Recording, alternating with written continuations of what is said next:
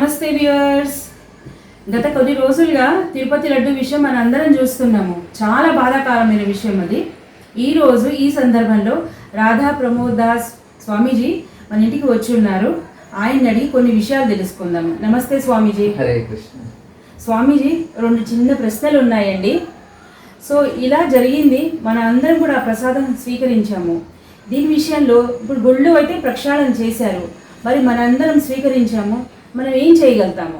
మనసులో అది అలా ఉండిపోయింది, దాని గురించి మనం ఏం చేయగలుగుతాము? భగవంతుడు మన యొక్క ఇంటెన్షన్స్, మన ఉద్దేశాన్ని అర్థం చేసుకుంటారు ఆయన. మనం దీంట్లో డైరెక్ట్గా మనకు బాధ్యత లేదు కాబట్టి దాని నుంచి డైరెక్ట్గా మనకి ఎఫెక్ట్ ఉండదు. ఇప్పుడు మనం కావాలని ఏదైనా తప్పు చేస్తే దాని రిజల్ట్ ఎక్కువగా ఉంటుంది. మనం అజ్ఞానంలో చేశాం కాబట్టి భగవంతుడు కూడా చాలా దయామయుడు. ఆయన మనని క్షమిస్తారు, ఎందుకంటే మనం ఇన్వాల్వ్ కాలేదు దాంట్లో. అయితే ఆ ప్రసాదం తినటం వల్ల ఇదేంటంటే భగవంతుడు అది స్వీకరించలేదు. ఎందుకంటే ఆయన ముందు పెట్టినప్పుడు ఆయనకు అది తెలుస్తుంది, దాంట్లో ఆల్రెడీ దూషితమైన వస్తువులు ఉంటే అది భగవంతుడు చేరుకోదు. పత్రం పుష్పం ఫలం తోయం యోమే భక్త్యా ప్రయచ్చతి. భక్తి ద్వారా నా దగ్గర పత్రం పుష్పం ఫలం తోయం. మనం జంతువుల్ని మనం హింసించి వారి యొక్క ఆ హింసని భగవంతుడికి ఇచ్చినప్పుడు ఆయన స్వీకరించలేదు.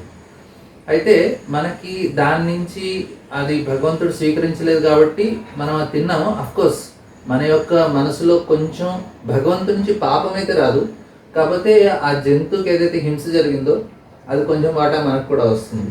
కాకపోతే అది మనం డైరెక్ట్గా ఇన్వాల్వ్ కాలేదు కాబట్టి భగవంతుడు క్షమిస్తారు. దాంట్లో అది ఎక్కువగా మన ఎఫెక్ట్ కాకుండా ఆయన చూసుకుంటారు. ఎందుకంటే ఏ ఆహారంలో కూడా హింస ద్వారా వచ్చిన ఆహారం, అఫ్కోర్స్ మనం తినే శాకాహారంలో కూడా కొంచెం హింస ఉంటుంది, మాంసాహారంలో చాలా హింస ఉంటుంది. సో అది ఏం చేస్తుందంటే ఆ హింస అనే భాగం మన మనసుని ప్రభావితం చేస్తుంది. సో అది మనకి ఇప్పుడు కొంచెం, మనం మరీ ఎక్కువ క్వాంటిటీ కూడా కాదు కాబట్టి కొంచెం క్వాంటిటీ కొంచెం ప్రభావితం చేస్తుంది. కానీ భగవంతుడి నుంచి అయితే మనకి ఎటువంటి పాపం రాదు. మనం సపరేట్గా భగవంతుని ఒకసారి చేతులు జోడించి క్షమించమని కోరుకుంటే సరిపోతుంది. అదేనండి, ఇప్పుడు మీరు అన్నారు కదా మనసుని ప్రభావితం చేస్తుందని. సో ఈ డిస్కషన్లో మొన్న మేము మాట్లాడుకుంటుంటే ఒకళ్ళు అన్నారనమాట, నేను అన్నానమాట, గుళ్ళో ప్రక్షాళన చేశారు అని చెప్పేసి. వాళ్ళు అన్నారు, మన మనసుల్లో కూడా మరి ఇది వచ్చేసింది కదా, మన మనసుకి ప్రక్షాళన ఎలా జరుగుతుంది? అదే థాట్ వస్తుంది ప్రతిసారి ప్రసాదం చూసినప్పుడల్లా అని. దీని విషయంలో మనం ఏం చేయగలుగుతాము? మనం ఏంటంటే ప్రసాదం తీసుకున్నప్పుడు మనం ఎవరు చేస్తున్నారు, ఎక్కడి నుంచి వస్తుంది అనేది మనం కొంచెం కేర్ఫుల్గా ఉండాలి ఇప్పుడు. ఎందుకంటే అఫ్కోర్స్ ఇప్పుడు వాళ్ళు తిరుపతిలో వాళ్ళు జాగ్రత్తగా ఉంటారు. తిరుపతి ప్రసాదం వస్తే ఇప్పుడు మనం తీసుకోవచ్చు, ఎందుకంటే వాళ్ళు జాగ్రత్తలు పడుతున్నారు కాబట్టి. మనం కూడా వేరే ఇప్పుడు షాపులో తీసుకున్నా కానీ భగవంతుడికి పెట్టేటప్పుడు కూడా జనరల్గా హైయెస్ట్ స్టాండర్డ్ ఏంటంటే మనం సొంతంగా చేసి భగవంతుడికి నైవేద్యం పెడితే ఆయనకి అది చాలా ఇష్టంగా ఉంటుంది. ఎందుకంటే మనం వండుతున్నామంటే దాంట్లో ప్రేమ అనేది ఉంటుంది. మనం ఒక వ్యక్తికి, ఇప్పుడు మీ ఇంట్లో మీ చాలా క్లోజ్ రిలేటివ్స్ ఫ్రెండ్స్ వస్తే మీరు పర్సనల్గా వారికి ఉండేటప్పుడు వాళ్ళు వస్తున్నారు, నేను వాళ్ళకి ఏదైనా స్పెషల్ చేయాలి అనుకున్నప్పుడు మీ దాంట్లో పూర్తి చేతంతో మంచిగా చేస్తారు. మీ అమ్మాయి మీ అబ్బాయికి మీరు ఏదైనా చేసినప్పుడు మీరు ఎంతో ప్రేమతో చేస్తారు. ఆ యొక్క ఆహారం జస్ట్ మనసునే కాదు, ఆత్మని కూడా, అంటే హార్ట్ని కూడా సాటిస్ఫై చేస్తుంది, ఒకటి మైండే కాదు. సో మనం తినే ఆహారం మైండ్ హార్ట్ రెండు సాటిస్ఫై చేయాలి. మనం బయట నుంచి స్విగ్గీ జొమాటో నుంచి ఆర్డర్ చేసుకుంటూ మైండ్ సాటిస్ఫై చేస్తుంది, హార్ట్ కాదు. సో అదేవిధంగా భగవంతుడు కూడా ఆయనకి సాటిస్ఫై చేయాలి అంటే మనం పర్సనల్గా చేస్తే ఆయనకి చాలా ఇష్టం. సో అందుకే మనం ప్రసాదాలు సొంతంగా చేసుకోవాలి. ఎవరైనా చేసింది మనం తీసుకోవచ్చు, ఎందుకంటే మనకు తెలిసిన వాళ్ళు చేశారు కాబట్టి.